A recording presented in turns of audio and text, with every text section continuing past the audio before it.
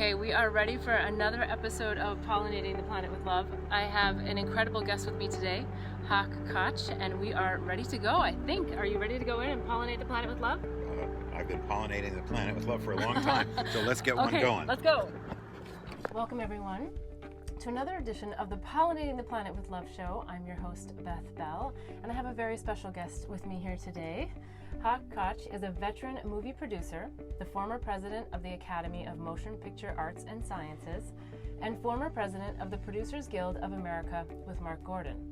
Koch is on the board of directors of AMC Entertainment, Cast and Crew, the Motion Picture and Television Fund, the National Film Preservation Foundation, amongst many others. Starting as a production assistant in 1965 and working his way all the way to the top, Koch has been intimately involved with the making of over 60 major motion pictures, among them such classics as Marathon Man, Chinatown, Wayne's World, Peggy Sue Got Married, Heaven Can Wait, and The Way We Were, and Rosemary's Baby. A native Angelino, Koch lives in Ojai, California with his lovely wife, Molly, near his 3 adult children and 5 grandsons. Thank you for being on the show and welcome. Thanks, but you missed our 2 rescue dogs and our 2 rescue horses. They're here too. Yes, and I just got to meet them, and they're beautiful. Yes, very good energy and beautiful views and just an incredible place. So we're going to get through the journey as fast as we can because there's a lot of good, juicy stuff. I did read your book. I was blessed to have 2 ladies that helped me as they read it out loud as I was on the road. And it's called? Magic Time. My Life in Hollywood. Oh, well, Magic Time. Well, how did I think Magic Time? Well, why is it called Magic Time? Well, no, I was just thinking Magic Time. Oh, that's just like what stuck with me. That's good. That's and good. I want to talk all about that. Okay. But before we do, I always like to ask the question, what did you think you were going to be when you grew up? But for you, I feel like it's kind of obvious. So I also want to ask it a little bit different to say, is there anything that you didn't do that you thought you were going to do when you grew up? Good question. I thought I'd be more involved with politics. Oh. Yeah. Why? Because I worked really hard when I was a little kid for Adlai Stevenson in the 1956 election, and then really worked for JFK down at the LA Convention Center for the 1960 convention, and I was one of those young Kennedy, loved Kennedy. And I was going to do whatever Kennedy said. And when he was killed, as you read the book, I left college and I left the United States. Yeah. And then a few years later, I happened to be at the Ambassador Hotel for Bobby Kennedy when Bobby was assassinated. And that kind of stopped me from any political stuff.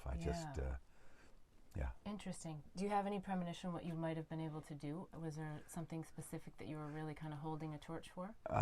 No, just for the right things to do. Yeah.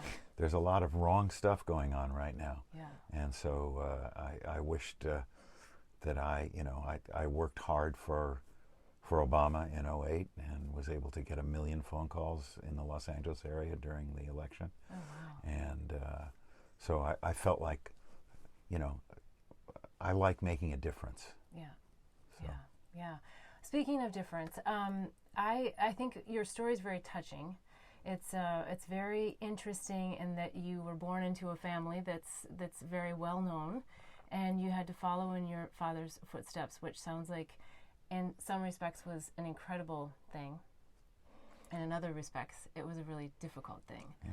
So I felt very honored to be able to get in a little bit of an insider view in your book to understand how that really impacted you, because I think a lot of people probably wouldn't know the details behind how someone feels, and they kind of see it from a different perspective. So you're young, you're in London, you're coming back to the United States at some point, and you do get into the Hollywood scene. I mean, you've never really been out of the Hollywood scene, right? At what point did you start to feel like you had some autonomy for who you really were? Took a long, long time. I don't suggest for anybody out there to name their son or their daughter after them. Yes. I think that's a very, very difficult thing to do. And I think that to go into the same business career, whatever, as your father or your mother, I think is also difficult. Yeah. But I grew up on a movie set. Yeah. So there wasn't really, I mean, that's what I knew, and I had the, you know, whatever the genes are, I had the organizing gene Yeah. and Yeah. the leadership gene. Yeah. And so I kind of loved that. And, you know, it's always interesting to do what you know. You know, a lot of people are insecure. A lot of people don't have courage. They're afraid of everything in their lives. Yes. And so if you know how to bake a pie, maybe you're going to become a baker, right? Yeah. And if you know how to, if whatever it is that your family did, a lot of people go into their family business because they know it, and there's a confidence there. And I grew up just being on a movie set, working with every single kind of, whether it was the grips or the props or electric or camera or sound or costumes. Yeah. So I knew what each one of those people did. So it was, you know, as I said, you know, when I left university, I moved to England, and I was a roadie for a group called the Dave Clark Five, who were as big as the Beatles in 1964. Yeah. And we did 48 cities in 52 days. We didn't get to North Dakota, but we got to a lot of places. Yeah. And you probably wouldn't have had a very big crowd there anyway. Well, we were in somewhere in South Dakota, maybe Sioux Falls. Yeah. Okay. But Elkhart, Indiana. I mean, we went to small places and we went to big places. Yeah. But when I came back, and I really loved the business. I loved seeing movies. They were magical for me. Yeah. And being on a movie set was magical for me because I grew up on them, and the people who make movies, it's not just the director and the actors. Yeah. There's a whole crew that is congealed, if that's the right word, into a family. And you make a movie, and you're with each other from 6 in the morning till 7 or 8 o'clock at night. And it's a family, and that's what I loved it.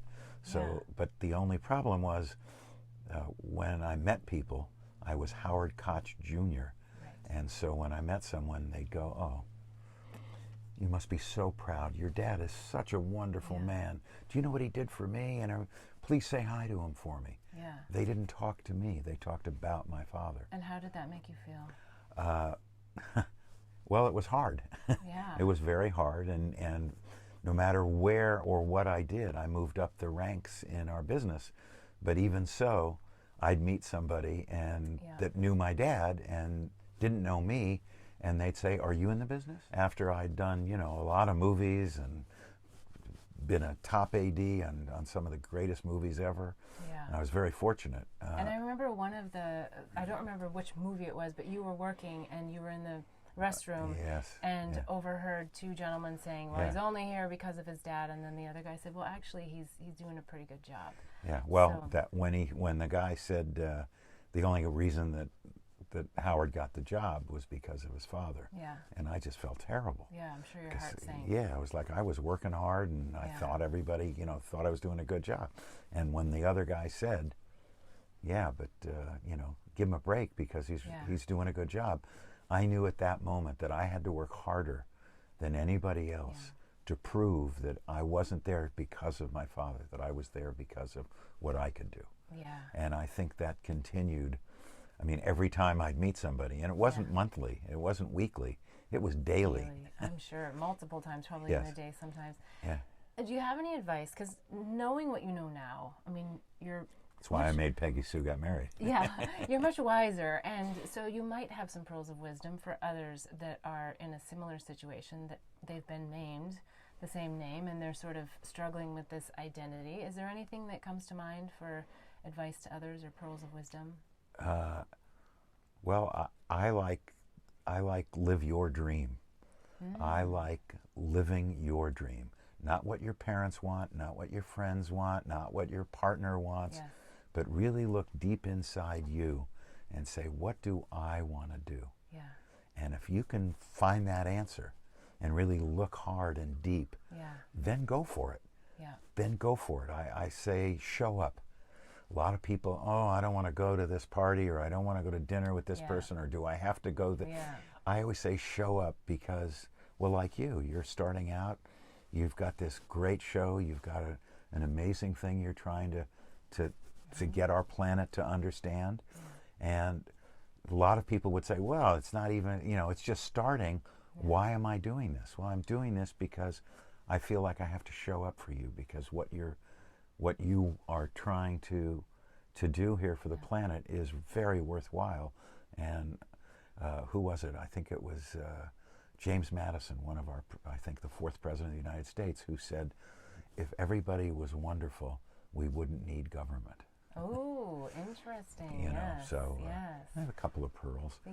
And so I say, show up, live your dream, because God forbid you're about to die, and you have like a minute to live, and you think to yourself, did I do what I wanted to do in my life? Yeah. Or did I do what I thought I should do? Yeah. And so, regardless of what your name is, do what you want to do. Yeah. And it makes me think of Wayne Dyer's quote, "Don't die with the music inside." Yeah. Right? Yeah, good. And sometimes we do that. Now, you talked about, you were talking about something that prompted me back to the time that you spent on set. And in the very beginning of the book, I was really glued to when you were a little boy and you were actually scared of your father, it sounded like, because you didn't have a lot of interaction. You were scared that you had to go on set with him without your mother. Will you take us back to that moment? Because it was so much fun. It was your first movie set. I mean, my mother drove my sister and I up to Durango, Colorado. I never saw my dad very often. He would, in those days, movies were 6-day weeks, and Sundays he was exhausted and whatever. And so we drove up there, and we got there late in the afternoon, and we stayed in these like little cabins. And the next morning, my father said, come on, he's coming to the set with me. And I used to be a shy little kid. I changed. But I used to take my mother's dress and like put it around me so nobody could see me, right? Yeah. And that's what I did. And they said, no, you're going with your dad. And I got in the car and I was crying, and all these men were in the car with him. It was probably a station wagon or something, and we're driving, and finally, there's nothing I can do. And my dad was 6 foot with a big barrel chest, and all of a sudden we're driving, and all of a sudden I see smoke on the horizon, and then I see cowboys and Indians and horses and teepees. And as a 4 or 5 year old little kid, wow, what's this? There were some trucks off to the side, and there was a catering truck, and we had a craft table. Yeah, right, all that kind of stuff. But it was unbelievable. And so I got out of the car, and instead of hiding, I was like, wow, what is all this? And then some Native American put me on his knee. He really wasn't a Native American. His name was Ricardo Montalban, the famous actor. And told me many moons ago, he was doing his whole thing for a little kid. And you were in it. And then somebody rode up on a horse and looked down and said, have you ever been on a horse before? No. Would you like to go for a ride? Of course. Are you kidding me? So I got up somebody put me on the horse, and he rode me around probably a minute. For me it was, felt like, are you kidding? It was fantastic. And he was a big guy, and he had his arm around me and had the reins the other side. And then the rest of the day I spent with the son of the director. My dad was the assistant director. It was a movie called Across the Wide Missouri. When I got home that night, my father said to my mother, guess who gave Little Howie, that's who I was, Little Howie, his first horseback ride. And my mother said, who? And my father said, Clark Gable. Well, I didn't know. Clark Gable could have been, Joe Schmo. Right. But to my mother and to everybody else, Clark Gable. A big deal, yes. Yeah, it's a big deal. Course. So that was my introduction, and I never wanted to leave the set, and I don't think I've ever left it. Yeah, well, that's where I felt like you were talking about the magic too, and that's really in your blood, and you feel it. It's the Wizard of Oz. You have to look behind the curtain. I know what's going on behind the curtain, and it's really fun, and it's really interesting to focus on just what's in front of the camera and leave all that other stuff behind until the director yells cut, and then you're back in behind the curtain. But while you're filming, you really, if you're doing it right, you're really focused on, are we getting on camera exactly what needs to be gotten? Is the focus correct? And I don't mean the focus of the camera. I mean, is this particular scene pushing the story forward? One pearl of wisdom that I will say, a lot of people go to film school, and I think that's great, and you learn film, how to make film. I would say for a lot of people, take English, because no matter who you are, if you want to be in the film business, if you want to be a writer, a producer, a director, an actor, a film editor, you need to know how to tell a story. Yes. And English is where you learn how to tell a story. The rest of the crafts you can learn, but learn how to tell a story. That's great advice. I like that. It also makes me wonder and think that knowing English, but also being able to talk about the story emotionally, right? Because some people are numb. Some people aren't really feeling their emotion. So that seems like a really important aspect of English. Yeah. You have to understand it. I mean, and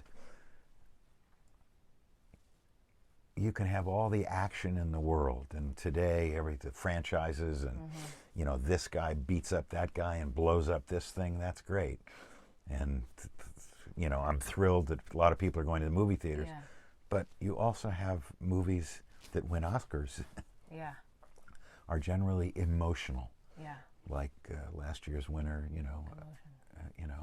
So. Well, I want to talk a little bit about the similarities. Green Book. Sorry, I just Green wanted Book. to say yes. Okay. Right. What do you think, similar between you and your dad? What do you actually carry on that you feel is your dad?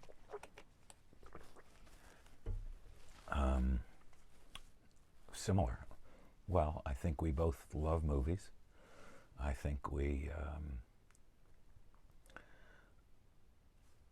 Well, he did it in a way. He did it differently than I do. I love the people, and he loved the people. He never forgot anybody's name. He'd walk on a set, whether it was the biggest star or whether it was the guy at the craft service table. He could say to the craft service guy, "Hey Joe, how's your son? How's your wife doing?" And he always knew their name. And had always made everybody feel good. And I've tried to emulate that. Not necessarily that I have the greatest memory of names, but to know that I'm just one of the guys. There's no, I don't like strata. I don't like class system. I have a big question for you. We're going to go on a break, but the question is, why do you think your dad didn't have that same level of attention with his son? But we're going to go to a break, and we'll be right back. Okay. Blossom Bliss products are designed to help empower pure love and purpose in your life. It's through the power of words, flowers, and symbols that our products assist you in creating a blissful life. The power of words in our mini mantra word bar necklaces assist you in setting and blossoming your personal intentions. The affirmation cards leverage the power of flowers by providing daily inspiration. And the power of symbols in our life journey bracelets are great reminders of the things that bring us peace, joy, and love. Products are made and blessed in Bali with love by Balinese artisans who work with empowered hearts. When you purchase jewelry with a bee charm, we donate to save the bees. Join us in pollinating the planet with love. Go to our website, blossomblissbali.com. Again, that's blossomblissbali.com. Okay, we are back with Koch, and we were just at an interesting question. And what it was your father knew everyone's name on set. He knew about their wife, their kids, and he would ask them, and he was very engaged with everyone. What I know from your book is he didn't do anything close to that with you, and I was just curious if you might have any inclinations as to why. Well, I don't think he had it with his father. He didn't have that communication. His father thought he was a bum, and my father I remember you writing that. went from nothing to becoming. Do you think that motivated your father actually to not be a bum? To show him different? But unfortunately, his father died well before my father ascended to where my father was president of the Motion Picture Academy. I'm the only second generation. He produced 8 Oscar shows. He was, and everybody loved him. He was the kind of person who, as he got older, or even when he was younger, he could make everybody feel good and safe with him. But I think he didn't know how to act with his son because he was never really around. Yeah. And I think that generation wasn't as communicative with their own children. They were safer somewhere else. Yeah. And I was too scared because he was such an icon. Yeah. That I was too scared to ask questions of him. Yeah.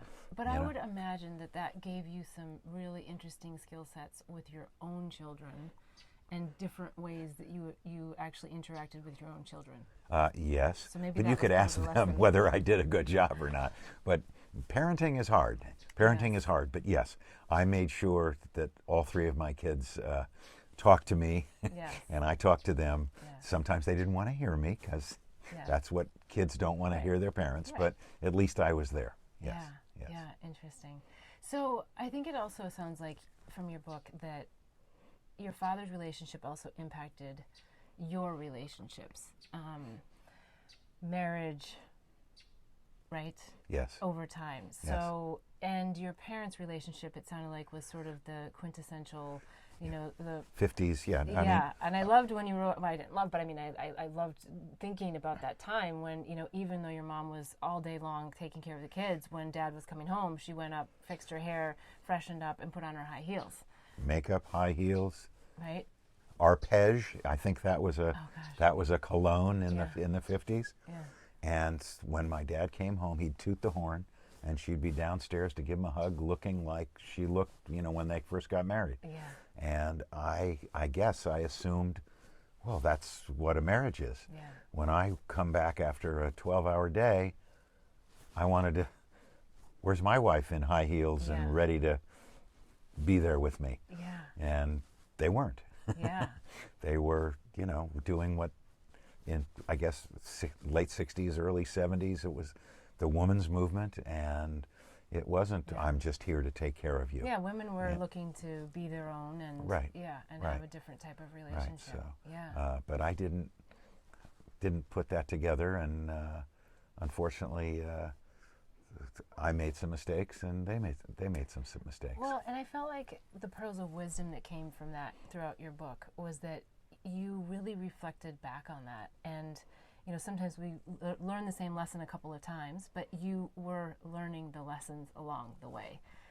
Sometimes we don't, but then it seemed like you really got to a place where you said, I need to find another way in life. And that was really touching for me to know that you were really on a different trajectory, learning about how your parents' relationship with you impacted your relationships. So we all make a lot of choices in life, some bad, some good. Exactly. And as they say in baseball, some are rained out. Oh, I like that. You win some, you lose some, and some are rained out. But the best part about that is that we can always make another choice. Well, that's why I say, people say, God, you got married 100 times? And because I showed up, I tried. Yeah. A lot of people don't try. I don't mean you have to get married each time, but that was my parents were married 63 years. I wanted what that was. Yeah. And when the first one failed, I was going to have a second one because I thought, oh, now I found the right one and now it's going to work. Yeah. That one failed. So, But, okay, so I don't know, but when you say failed, I go, well, I think it was probably a success. It lived out its course of whatever. Oh, good. I like that. Whatever. Oh, I like that, Beth. Well, here's the deal. I believe that we have spiritual contracts with people. And when the contract is over, we get out. And sometimes the contracts feel repetitive because we didn't quite get the full lesson from the first one. Mm-hmm. So I don't actually think that there's any failures. Well, I'll go with that. But I think I want to hear what you think. Yeah, no, I think sometimes we go unconscious. Yes. And we make mistakes. Mm-hmm. Mistakes are okay. Compounding it into a failure there's a difference between a mistake and then a failure. Yes. And I try not to have failures, so I think I made some mistakes. Yeah. I've had a couple of failures where I made the wrong choices. Yeah. But how did you recover? What's your pearl of wisdom of how to recover after a failure, whether it's with a movie or if it's with a partner? Well, there's this saying I love called fear of transformation. Have you ever heard it and seen it? I'll send you a copy. Okay. But it's it talks about being on a trapeze bar and holding on. And most people hold on to that trapeze bar and don't want to go to that other one, don't want to grow to that other one because this is safe. Yeah, well, it's the story that people know about who they Right, are, right. and if So they let go of the story, or do who they, are they? and do they know who they are? But Yes. they're going to hold on to this. Yes. And if you let go and start to go towards that other trapeze bar, the real growth is in between the two trapeze bars, where you actually are, oh, I'm open, I haven't grabbed onto that next thing, but now I'm learning in between the two. So I think that once I made the mistakes, I let go of the trapeze bar and tried to grow in a different way. And you also have to be open to listening. Listening is a hard thing for a lot of people to do, and to have someone change your mind, you know. But, you know, when I had gone through many relationships, and I was 49, and my good buddy said to me, you know, because I was complaining about the last girl who said, you know, goodbye, and I was in a lot of pain, and I was thinking, what, you know, who's the next one, and what am I going to do? And I said, maybe I should find it something to do spiritually for my 50th birthday.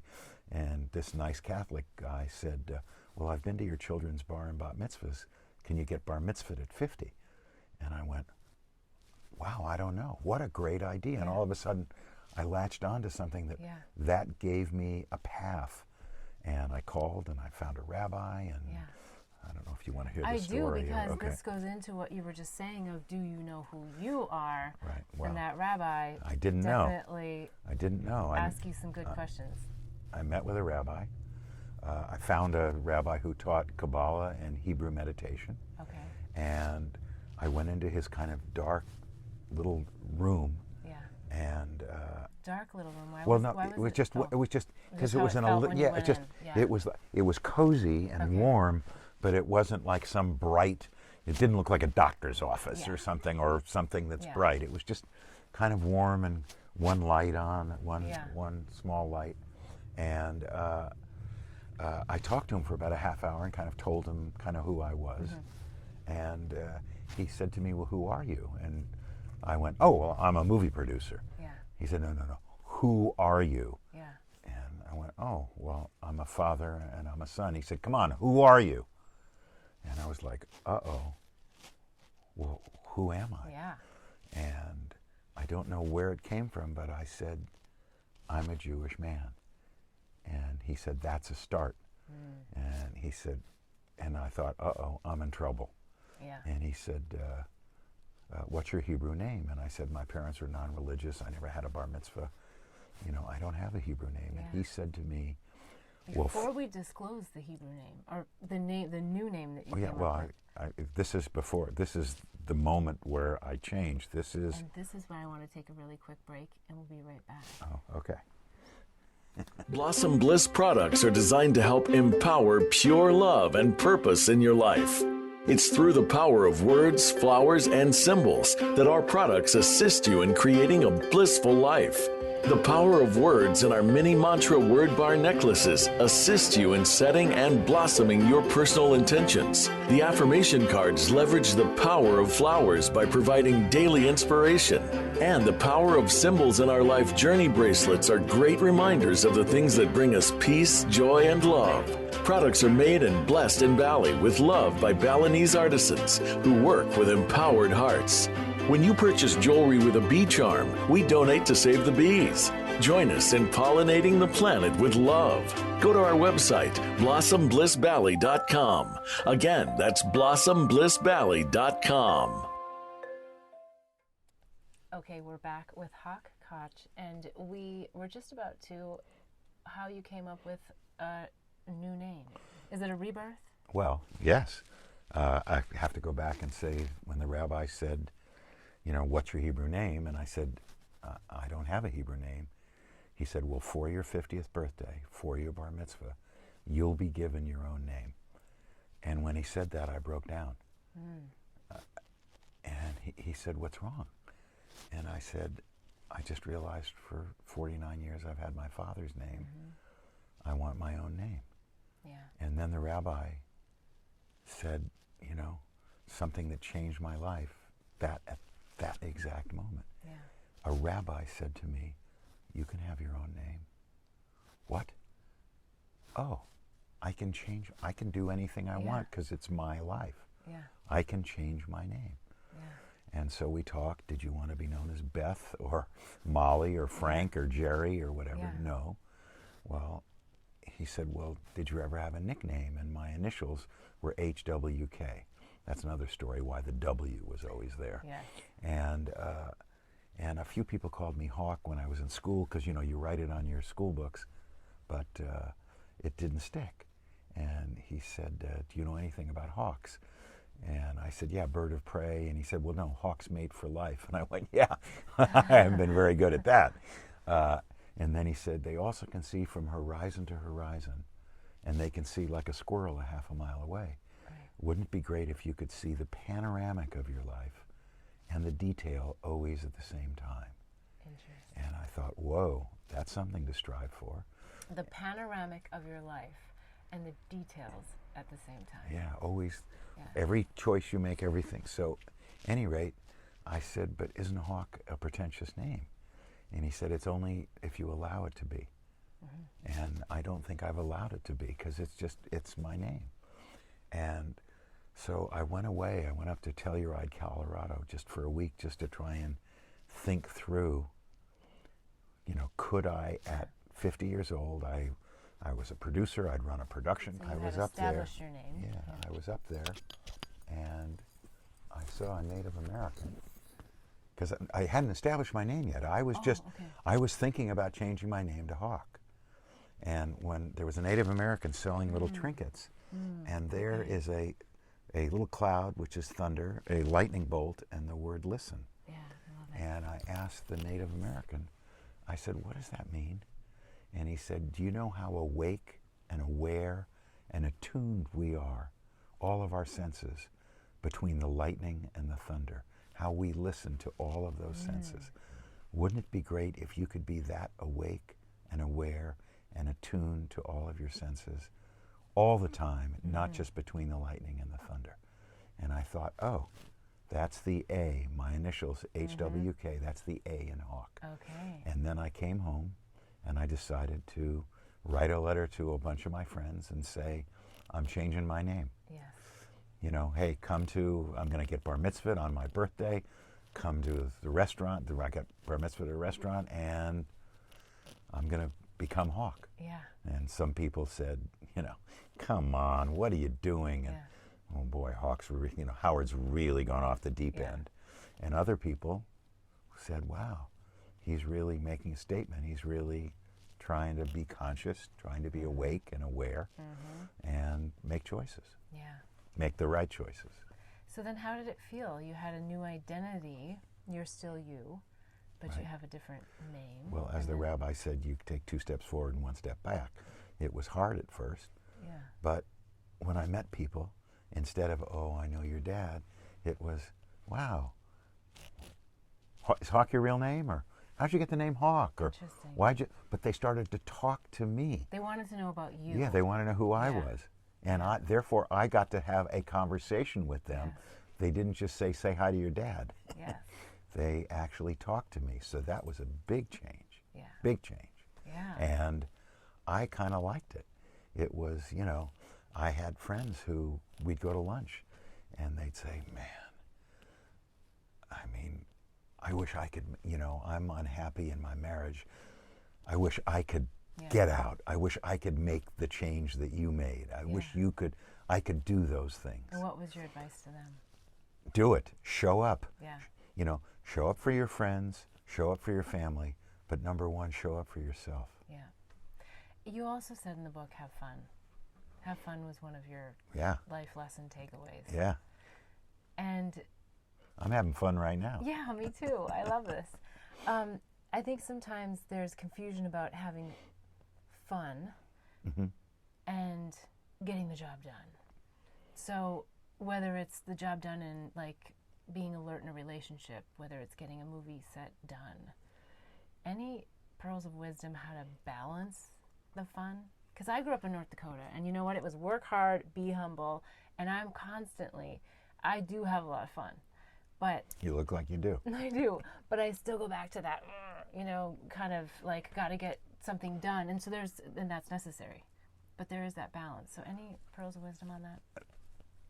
Have a sense of humor. Yeah. Life is way too short. It goes way too fast. If you're not having fun in what you're doing, find something else to do. Yeah. If you're not having fun in your relationship or you're not having fun at work, man, it goes by too quick. Yeah. I would say do something that matters. Yeah. If matter could be taking care of a child, Yeah. taking care of your child, doing something for the planet, which you are doing right here. Yeah. I think service is one of the great things for people to do. Yeah. It can be small or big, whatever, but when you're helping someone else or something else, you get a great feeling inside. Yeah. So that's my pearl. I don't know if I got any pearls. You got lots of pearls of wisdom. I love it. Okay. So, of all of your life experiences, because there's so many, and there's some really juicy ones, is there one that comes to mind that you say, this is something that I know helped change my life, and I think it might help change other people's lives if they knew this, or if they did this, or if they were able to process this? Well, I think it's what I've said before, making a choice for yourself. And I think we've already spoken about it. It was that moment in that restroom where the man said, he's only there because of his dad. Yeah. And I was destroyed. Yeah. And then the guy said, yeah, but give him a break. And I knew then that I had to find a way to become my own man. It just took a long time for me to get there. But for the people who only knew me during those years and didn't know my dad, I had a good reputation. Sure. Because I was having fun, I was doing something that mattered, I was living my life.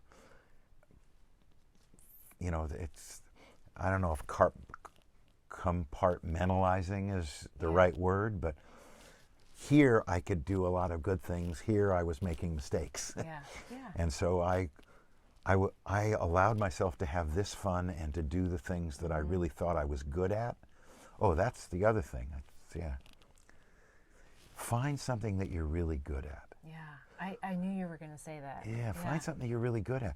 I know what I'm good at, and I know what I'm not good at. Yeah. So, if knowing how to put on makeup is what you're really good at, and you make somebody look better, or you make yourself look better, or you make someone feel better because you know how to do it. If you know how to, I said to my kids when they were young, if pumping gas is what you love to do, go pump gas. Don't do something you don't love, because, man, life's way too fast. It's gone. Yeah. Something else that comes to mind that I want to ask you about is share a little bit more about magic time and what that means to you. Well, as I said before, being on a movie set is magical for me. Yeah. I love it. It's what I do best. Being an assistant director, you have to hear and see everything that's going on. There's 150, 200 people. You run it. You run that whole thing. And you have to be so aware of everything. Yeah. But I loved it. So that was right? Yes, and it's magical to be able to do that. And to be on a set and watch a moment where Barbra Streisand and Sidney Pollack, the director on The Way We Were, and you watch Barbara on take one be so true and real life that I thought, oh my God, she is Katie Morosky. She's not Barbra Streisand in this one moment. To watch Polanski know how to... channeling. I mean, it is magic. Right. Yeah. Going into a movie theater with everything I know about how making movies, I am able to compartmentalize and put all that knowledge behind me. And when a movie's good, when a movie's bad, maybe I know all that stuff. But when a movie's good, I'm in it. I'm in that movie with those characters. It isn't Helen Mirren. Right. It isn't, Edward Norton. I'm in the movie. So those are two of the reasons. And the main reason is I was fortunate enough to work with one of the great actors of all time, a man named Jack Lemmon. And Jack Lemmon in 1962 made a movie called The Days of Wine and Roses. And he played an alcoholic, and just before he took a drink, he'd say, "Magic time." And he absconded with that. He used that as his mantra.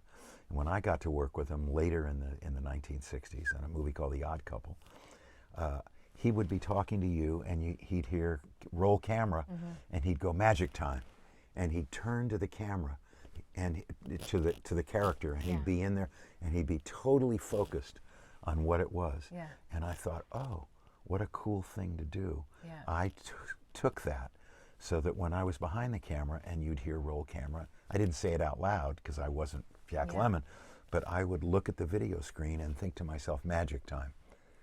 So I'd say it to myself all the time. And if I had to give a speech or go somewhere and be in front of people, I'd think to myself, "Magic time," and focus on what I was supposed to do. Yeah. I want to share something, and then I'm going to come back to a question that has to do with magic time. So one of the big things behind the Pollinating the Planet with Love campaign and tour is all about shifting chaos to bliss and loneliness to love. Magic time is easy when you're on set. A lot of people leave the set, and sometimes things don't feel so magical, and people feel alone and unheard and unseen and unappreciated. Yeah. It happens a lot. Yes. It doesn't have to just be in Hollywood, but my feeling is, and I'm not a Hollywood person, but my feeling would be is that it could potentially be much deeper, darker, and more difficult to deal with in Hollywood because the magic is so big and so magical that sometimes when you go home, it's not always that same magic. Well, I think, yes. And I think a lot of people, when they, at work, if they're enjoying it, there's a high to it. Yes. There's a stimulation. There's chemistry with what you're doing. But when you go home, and when you go home, and especially if you go home alone to an apartment, you don't have a partner who it's nowhere near as exciting and interesting and intellectually stimulating as whatever your job is, not just in Hollywood, but anywhere. So one has to find a way to bring the magic home. Yeah, to find a way to be in bliss, to enjoy the other part of your life. Yeah. And it took me a long time to do that too, because I made bad choices and I wasn't as happy away from the set as I was on the set. So any pearls of wisdom, how people can... we can solve the world if we come up with all the answers for this. Yeah. I got them all, right? Okay. Yeah, sure. Pearls of wisdom, how to do it. Love yourself, number one. Yeah. Love yourself. Find things that stimulate you. Show up, show up, show up. Live your dream. Don't just go home and eat a cheeseburger and gain weight and now look what I look like and I don't like the way I look and I don't like the way I feel and I don't like all these. You can change yourself. Be the director of your own plan. There you go. Yes. Live your dream. Yes, I love it. Okay, one last thing. We have something called the Pollinating Love Mudra. I may put you way out of your comfort zone, but would you do it with me? Do you want me to do an Om? It takes 20 seconds or less. Okay. It only requires 4 things. Your heart. You have to get your heart involved. Your hands. Your eyes. So you have to be willing to just make eye contact. And I've been making eye contact with you the whole time. Yes, I know. You're good. You're good. You're a grounded soul. And most importantly, be willing to give and receive unconditional love in the moment. Yeah? Yeah. So it's really simple. Okay, so let me teach you the Pollinating Love Mudra. Okay. You take your fingertips, put them together, and then you put your wrists together. And now you don't have to do your elbows, just your wrist. Now this is a little lotus flower. Okay? Very Bali-like, right? Okay, so put the little lotus flower right up to your heart. And then I like to close my eyes just for a second because I like to just visualize, think about someone, something, someplace that brings me peace, joy, love, something that just fills my heart, makes me feel blissful. And when you get it in your heart, I would invite you to just pour a little bit of that into that lotus flower. Just envision the light filling the lotus flower. Sometimes I even see a little ball of light in there and I can feel the heat between my hands. And when you feel like you have it in there, then open your eyes. And we're going to share it with each other first. So, I love how you do that. But here we're going to open our blossom, our little flower. So middle fingers, yep, you're good. Like this. And then we're going to share it out into the world. All the sprinkles of love. Yes. And back to namaste. Namaste. Because if we can... I've been doing yoga for 40 years. Yes, I love it. If we can really get into that inner wisdom and be grounded and share it and connect with others, I think we're pollinating the planet with love. Good for you. Your story, I think, is a great way to help pollinate. Great. You come from a great background with lots of interesting stories and... Live your dream, and you're living it right now. Yes, we are. Tell. Yes, I am. Yeah, I'm living my dream. You're living your dream. You got a beautiful home, a beautiful wife, beautiful dogs. Everything's great. Okay. Thanks for inviting me on. Yes, thanks for being on the show. And I'm wishing everyone bliss until the next episode so that you too can help in pollinating the planet with love. Thanks for joining in to hear the life journey lessons and pearls of wisdom of me and my guests. Be sure to hear all 3 segments when you subscribe to my YouTube channel and receive reminders to upcoming shows and segments. The full episode is also available at bethbell.me/show. If you found this inspiring, please give this episode a like and a big thumbs up. If you want to hear more, follow me or hit the bell for reminders at Beth Bell Live on Facebook and YouTube. I'd love to have you join the mission of pollinating the planet with love.